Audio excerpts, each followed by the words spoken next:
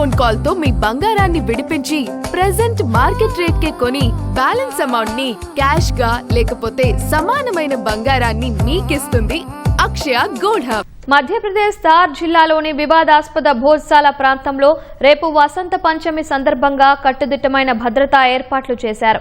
వసంత పంచమి సందర్భంగా శుక్రవారం సూర్యోదయం నుంచి సూర్యాస్తమయం వరకు పూజలు చేసుకునేందుకు హిందూ కమ్యూనిటీకి సుప్రీంకోర్టు అనుమతిచ్చింది.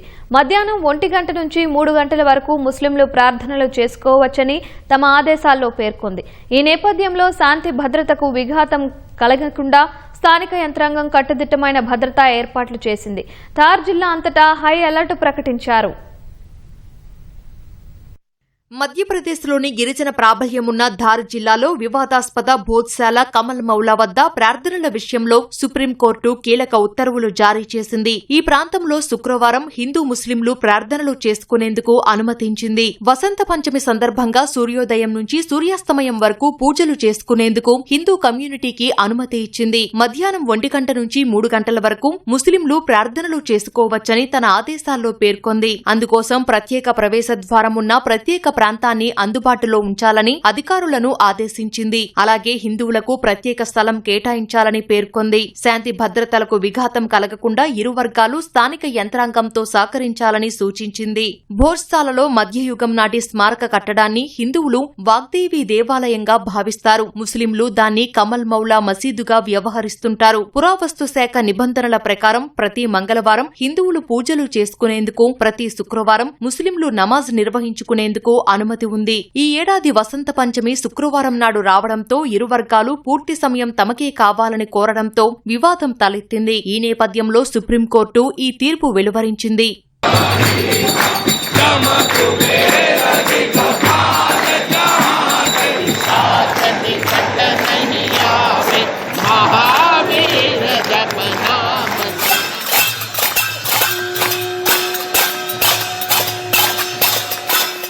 మరోవైపు వసంత పంచమి శుక్రవారం ప్రార్థనలు ఒకే రోజు జరగనున్న వేళ 11వ శతాబ్దపు చారిత్రక కట్టడం భోజ్సాల వద్ద భారీగా పోలీసులను మోహరించారు. ఉద్రిక్త పరిస్థితుల నేపథ్యంలో భద్రతను కట్టుదిట్టం చేశారు. పరిస్థితి సున్నితత్వాన్ని దృష్టిలో ఉంచుకొని ప్రభుత్వం సుమారు 8,000 మంది పోలీస్ సిబ్బందిని, సిఆర్పీఎఫ్, ర్యాపిడ్ యాక్షన్ ఫోర్స్ బలగాలను జిల్లా వ్యాప్తంగా మోహరించారు. నగరం మొత్తం సీసీటీవీ కెమెరాలు, డ్రోన్ల నిఘాలో ఉంది. సోషల్ మీడియా పోస్టులపై పోలీసులు ప్రత్యేక నిఘా ఉంచారు. ఇందౌర్ రేంజ్ ఐజీ అనురాగ్ స్వయంగా భోజ్సాల ప్రాంగణాన్ని సందర్శించి భద్రతను పర్యవేక్షించారు. భోజ్సాల కాంప్లెక్స్ ను 5-6 సెక్టారులుగా విభజించి గట్టి కాపలా ఏర్పాటు చేశారు.